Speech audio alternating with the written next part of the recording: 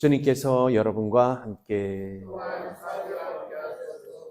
성 요한이 전한 거룩한 복음입니다. 주님께 영광을 드립니다.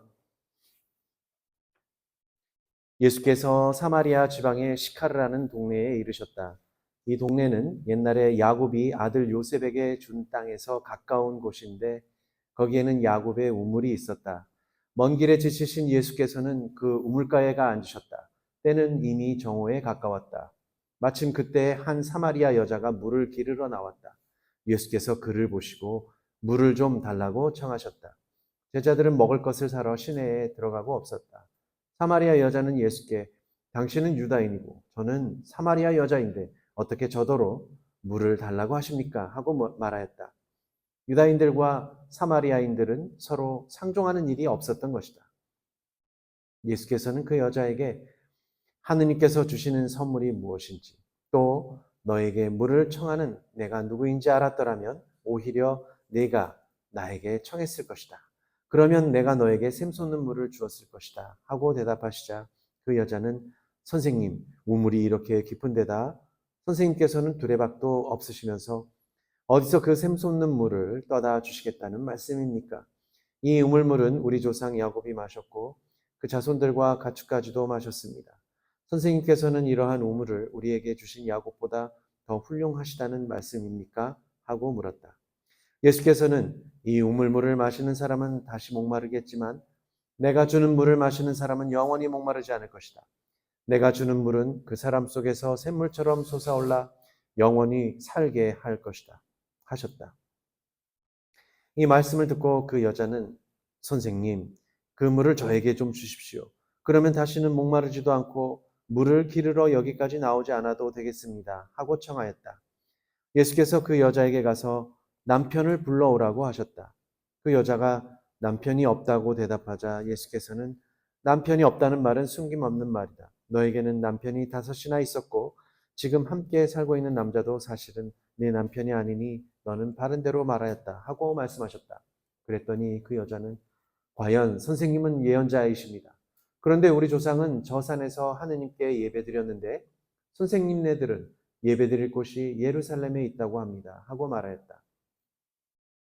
예수께서는 이렇게 말씀하셨다. 내 말을 믿어라. 사람들이 아버지께 예배를 드릴 때에 이 산이다 또는 예루살렘이다 하고 굳이 장소를 가리지 않아도 될 때가 올 것이다. 너희는 무엇인지도 모르고 예배하지만 우리는 우리가 예배드리는 분을 잘 알고 있다. 구원은 유다인에게서 오기 때문이다. 그러나 진실하게 예배하는 사람들이 영적으로 참되게 아버지께 예배를 드릴 때가 올 터인데 바로 지금이 그때이다. 아버지께서는 이렇게 예배하는 사람들을 찾고 계신다. 하느님은 영적인 분이시다. 그러므로 예배하는 사람들은 영적으로 참되게 하느님께 예배 드려야 한다. 그 여자가 저는 그리스도라 하는 메시아가 오실 것을 알고 있습니다. 그분이 오시면 저희에게 모든 것을 다 알려주시겠지요. 하자 예수께서는 너와 말하고 있는 내가 바로 그 사람이다. 하고 말씀하셨다. 그때 예수의 제자들이 돌아와 예수께서 여자와 이야기하시는 것을 보고 놀랐다. 그러나 예수께서 그 여자에게 무엇을 청하셨는지 또 그 여자와 무슨 이야기를 나누셨는지 물어보는 사람은 없었다. 그 여자는 물동이를 버려두고 동네에 돌아가 사람들에게 나의 지난 일을 다 알아맞힌 사람이 있습니다. 같이 가서 봅시다. 그분이 그리스도인지도 모르겠습니다. 하고 알렸다. 그 말을 듣고 그들은 동네에서 나와 예수께 모여들었다. 그러는 동안에 제자들이 예수께 선생님 무엇을 좀 잡수십시오 하고 권하였다. 예수께서는 나에게는 너희가 모르는 양식이 있다 하고 말씀하셨다. 이 말씀을 듣고 제자들은 누가 선생님께 잡수실 것을 갖다 드렸을까 하고 수군거렸다. 그러자 예수께서는 나를 보내신 분의 뜻을 이루고 그분의 일을 완성하는 것이 내 양식이다. 너희는 아직도 넉 달이 지나야 추수 때가 온다 하지 않느냐. 그러나 내 말을 잘 들어라. 저 밭들을 보아라. 곡식이 이미 다 익어서 추수하게 되었다. 거두는 사람은 이미 싹을 받고 있다. 그는 영원한 생명의 나라로 알곡을 모아들인다. 그래서 심는 사람도 거두는 사람과 함께 기뻐하게 될 것이다. 과연 한 사람은 심고 다른 사람은 거둔다는 속담이 맞다. 남들이 수고하여 지은 곡식을 거두라고 나는 너희를 보냈다. 수고는 다른 사람들이 하였지만 그 수고의 열매는 너희가 거두는 것이다 하고 말씀하셨다. 그 동네에 사는 많은 사마리아 사람들은 그 여자가 자기의 지난 일을 예수께서 다 알아맞히셨다고 한 증언을 듣고 예수를 믿게 되었다. 예수께서는 그들이 찾아와 자기들과 함께 묵으시기를 간청하므로 거기에서 이틀 동안 묵으셨는데 더 많은 사람들이 예수의 말씀을 듣고 믿게 되었다. 그리고 그 여자에게 우리는 당신의 말만 듣고 믿었지만 이제는 직접 그분의 말씀을 듣고 그분이야말로 참으로 구세주라는 것을 알게 되었소 하고 말하였다. 주님의 복음입니다. 성과 성자와 성령의 이름으로. 아유, 오늘은 독서도 길고 복음도 참 길죠. 아이고, 네. 오랫동안 서 계시느라 수고가 많으셨습니다. 오늘 복음의 제목은요, 예수와 사마리아 여인입니다. 그래서 저는 이 복음을 읽고서 특별히 또 이제 설교를 할 때마다 항상 옛날 노래가 생각납니다. 옛날 노래 중에 뭐가 있을까요? 예? 우물가의 여인처럼 그건 이제 복음성가고 그거보다 훨씬 오래된 1955년도에 나온 노래가 있어요. 아니요. 제가 말하는 말은 노래는 그냥 옛날 뽕짝입니다. 오랜만에 잠도 좀 자라나실 겸 제가 처음으로 한 곡 좀 불러드릴까요? 네. 하나. 앵두나무 우물가에 동네 처녀 바람났네. 물동이 호미자루 나도 몰래 내던지고 말만 듣던 서울로 누굴 찾아서 이쁜이도 금순이도 단부찜을 쌌다네. 이런 노래입니다. 처음 불러봐요, 이런 노래를. 처음. 그냥 앞에 것만, 앵두나, 뭐 이것만 다 아시니까 그랬는데, 뭐, 이제 사순기간 동안에 좀 힘 좀 내시라고, 좀 기쁘게 한번 불러봤습니다. 다 들어보셨죠? 아마 은수는 못 들어봤을 텐데.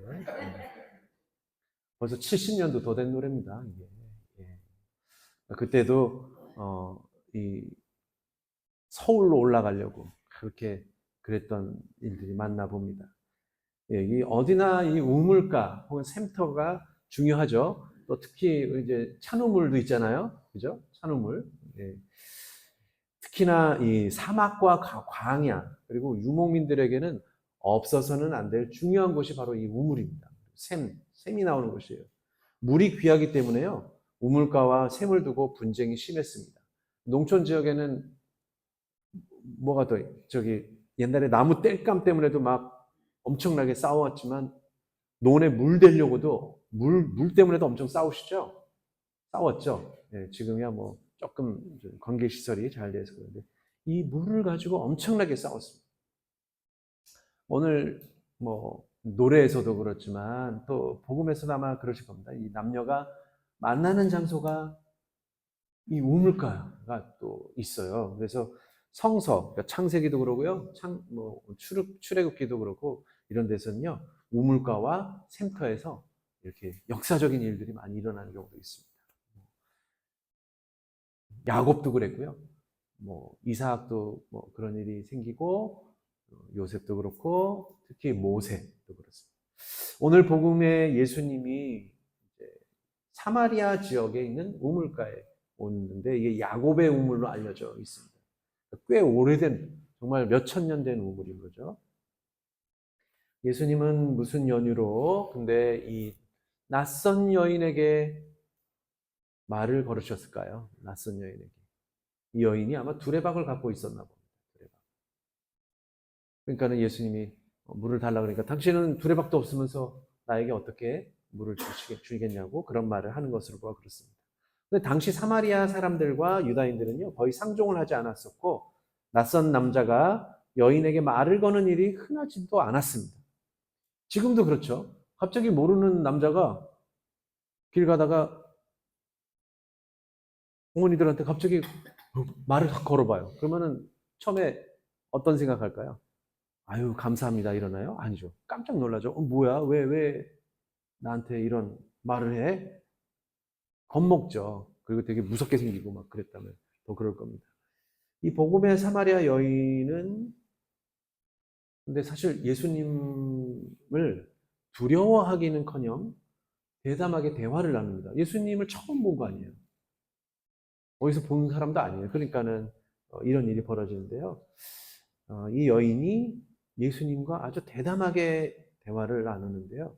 지난주 복음의 니고데모 이야기였잖아요. 니고데모가 예수님하고 대화를 나눴지만 니고데모보다도 훨씬 더 어떻게 보면은 어떤 면에서는 이 여인이 아주 날카롭고 또 대담한 질문들을 하고 대화를 하는 걸 볼 수 있습니다. 다만 이 여자가 남편이 몇 명이었다고 그랬어요? 그러니까 따지고 보면 지금의 남편이라고 불리는 사람이 있고 그 전에 다섯이니까 도합 6명이나 있었어요.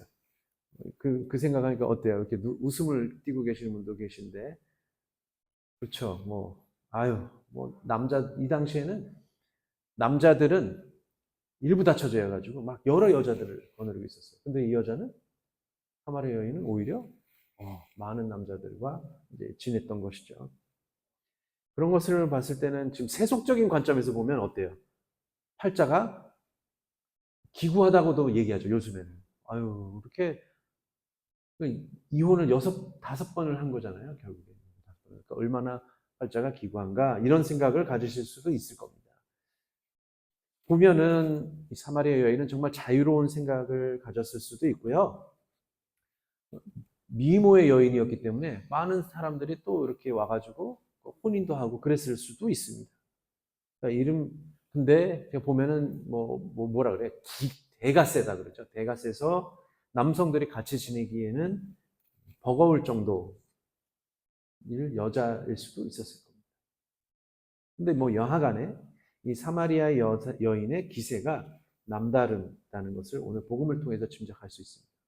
감히 예수님과 저렇게 대화를 막 하다니. 제자들도 사실 이렇게까지 대화를 하거나 이런 게 거의 없거든요. 사도들도 그렇거든요. 예수님께서 갈릴레아 호숫가에서 첫 번째 제자들을 부르셨을 때 그들이 한 행동이 뭐냐면 자신들의 그물과 어부였으니까 그 생계수단인 그물과 배를 버리고요. 또 제베데오의 아들들은 아버지 제베데오를 떠납니다. 그리고 예수를 따라 나섭니다.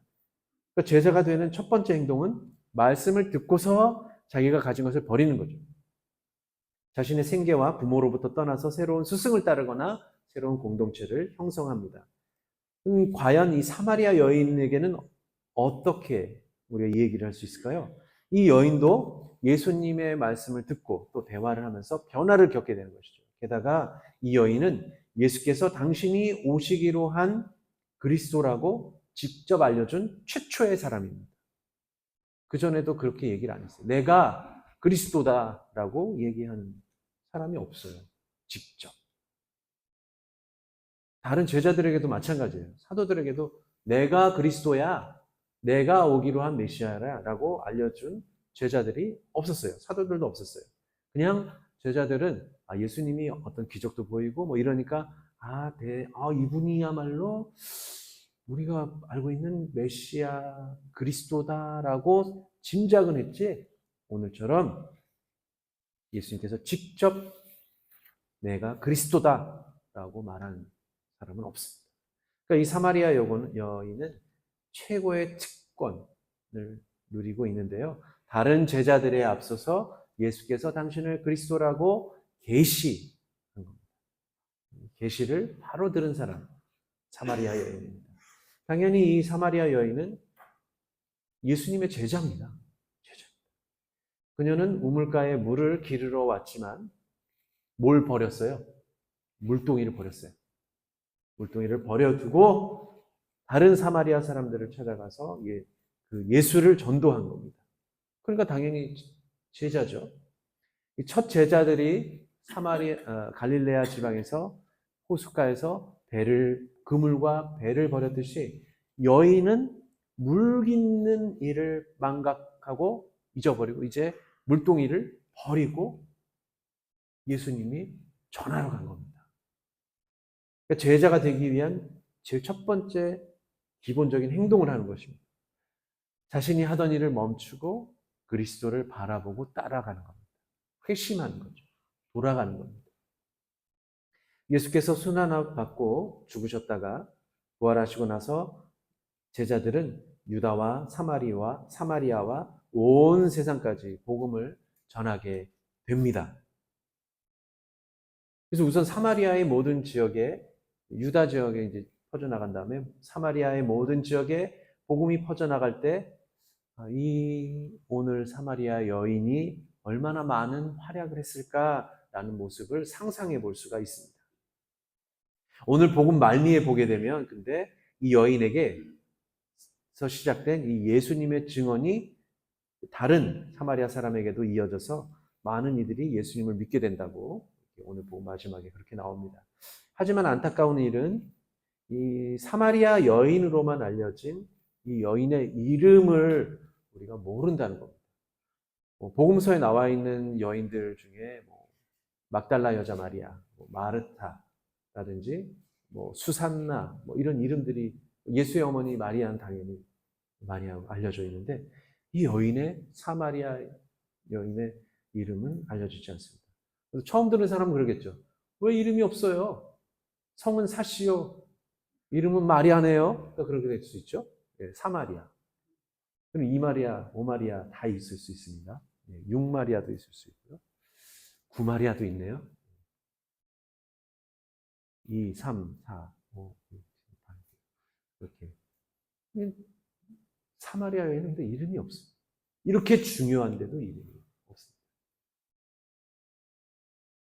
누구도 두려워하지 않고 당차게 진리를 찾았던 여인이 제자로서 활약한 이야기가 전해지고 있지는 않아요. 그 뒤로는. 이렇게 그럼에도 불구하고 강렬한 인상을 남긴 여인의 이름이 없다는 것이 참 이해하기가 어렵습니다. 얼마 전에 제 가장 친한 친구와 이제 학창 시절에 우리가 대화를 이런저런 이야기를 했다는 꼭 그런 추억을 이제 이야기하면서 무슨 얘기를 했냐면 저는 근데 그때는 다 몰랐어요. 기억이 잘 나지 않는데 그 친구가 그러더라고요. 야, 우리 참 재밌지 않냐? 지금이야 옛날이야 지금이야 친구들 만나면 애들이 게임이나 하고 비디오 게임이나 하고 컴퓨터 게임이나 하고 그러지. 우리 때는 야, 이런 얘기도 하고 그랬어. 야, 세상에서 가장 슬픈 여인은 잊혀진 여인이라는 둥 이런 얘기를 하고 그랬다는 겁니다. 그러니까 듣고 보니까 그래 우리 그런 이야기를 하고 그렇게 이야기를 하고 그랬구나라는 생각이 좀 들었습니다. 한참 중고등학교 시절에 소설도 읽고 시도 읽고 그러면서 아마 그렇게 세상에서 가장 슬픈 여인은 잊혀진 여인 이런 이야기를 하고 그랬습니다. 세상에서 가장 슬픈 여인 가운데 그런 한 명이 오늘 사마리아 여인일 것입니다. 마지막 복음의 오늘 마지막에 사람들이 뭐라 그러냐면 우리는 당신 말을 처음에 듣고서 믿었지만 이제 예수님을 믿고 이제 그분이야말로 구세주라는 것을 믿게 되었어. 이렇게 얘기하는 거 보니까 이 여인의 노고에 감사하기는커녕 자기들이 듣고 판단해서 예수님을 믿었다고 우쭐대는 듯한 모습을 저는 보았습니다. 그래서 복음에서 예수님께서 한 사람은 심고 다른 사람은 거둔다는 속담이 맞다고 하는 게 아마 그런 일은 아닐까 생각이 듭니다. 이렇게 다른 사람들이 자기들이 예수님의 말씀을 듣고서 믿었다라고 하는 바람에 이 여인의 이름이 잊혀져 가는 건 아닌가 생각도 해봅니다. 하지만 변하지 않는 사실이 있죠. 그 누구도 예수님으로부터 직접 그리스도가 바로 당신이다라고 계시받은 사람이 없다는 것입니다. 이 여인이 유일하죠. 그 특권은 누구도 누리지 못하였습니다. 이 여인은 그냥 여인이 아니라 이름 없는 여인이 아니라 영적으로 뛰어난 여인이며 신비가입니다. 앞으로도 이 여인이 우물가에 와서 물을 깃겠지만 우물가는 여인만의 이제 해방의 공간이 되고 성스러운 장소가 되는 것이죠. 이곳에 올 때마다 예수님과 나누던 대화를 기억할 것이고 영적 부활을 얻을 것입니다. 그녀가 보통의 남자들에게 휘둘리지 않고 주체적으로 생활하면서 예수 그리스도를 증거하는 미래가 떠오릅니다. 어렵거나 힘든 일이 닥칠 때, 예수님을 믿지 않는 이들을 만나 설득할 때, 어려움을 느낄 때 지혜가 필요하잖아요. 그때 필요할 때마다 그녀는 예수님을 만난 우물가를 찾아오거나 우물가를 떠올릴 것입니다. 우물가를 떠나 있어도 그 장소는 늘 그녀 마음에 남아 있을 것입니다. 예수 그리스도께서 하시던 말씀을 다시 되새기고 그분이 하셨던 행동을 떠올리며 이제 여기다 저기다 그곳에만 가서 예배를 드려야 한다라는 말을 넘어서서 이 우물가가 예배를 드리는 장소가 되는 것입니다. 그래서 이 우물은 예수 그리스도를 항상 만나는 곳이라는 사실, 그 사실은 오직 그녀만의 것입니다. 이 세상에는 이 세상에는 이름 없이 잊혀진 여인이 있지만 예수 그리스도에게는 열렬한 지지자요, 제자이며 하느님 나라에서는 영원히 기억될 사람입니다. 그러니 이 세상에서는 잊혀진 슬픈 여인이 있지만 하느님 나라에서는 가장 행복한 여인입니다. 사람들이 잊혀지고 망각되어서 두려워하기 때문에 어떻게 하냐면 더욱더 막 다른 사람들을 만나야 되고 굳이 만나는 장소, 약속을 잡아서 늘 나가야 되고 그런 겁니다. 그래서 잊혀지지 않기 위해서. 나 있어. 나 여기 있어. 중요한 일이긴 합니다. 그렇게 다른 사람 만나서 사교를 나누고 그러면 이제 건강하게도 지낼 수 있고 그렇게도 됩니다만 우리가 더 두려워해야 할 일은 뭘까요? 주님께 잊혀짐을 오히려 두려워해야 합니다. 그래서 예수 그리스도를 만났던 그리고 예수 그리스도를 만나는 그리고 예수 그리스도를 만날 우물가가 필요합니다. 우리들만의 우물가가 필요합니다. 교우 여러분의 우물은 어디에 있습니까? 찬 우물에 있나요? 예수님을 처음 만났던 그 장소도 우물가가 될 수 있습니다. 그리고 바로 이 장소도 우물가가 된 겁니다. 예루살렘, 어디 로마, 영국에 있는 캔터베리 꼭 그런 데 가야지만 예배를 드릴 수 있는 게 아니에요. 예수님께서 오늘 말씀하셨지만 어느 곳이든 장소가 된다. 이곳, 바로 이곳. 혹은 여러분들 마음 한가운데 여러분들이 말씀을 읽을 때마다 여러분들이 사랑하는 사람들을 위해서 희생하고 봉사할 때마다 그곳이 다 우물가가 됩니다. 근데 가장 중요한 거 예수님을 만난 우물가는 여러분들 어디에 있을까요? 예수님과의 추억과 생명의 물을 얻는 우물이 있었다면 그 우물에서 자주 머물러 보십시오.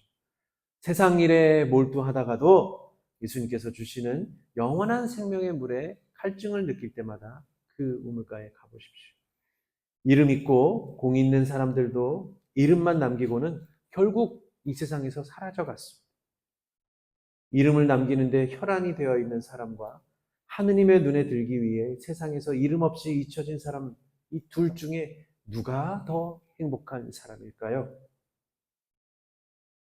지금 여러분이 가지고 있는 모든 것들을 예수님을 만난 우물가에서 다 풀어놓고 제쳐두고 생명의 물을 다시 한번 청해 보는 것이 어떠할까요?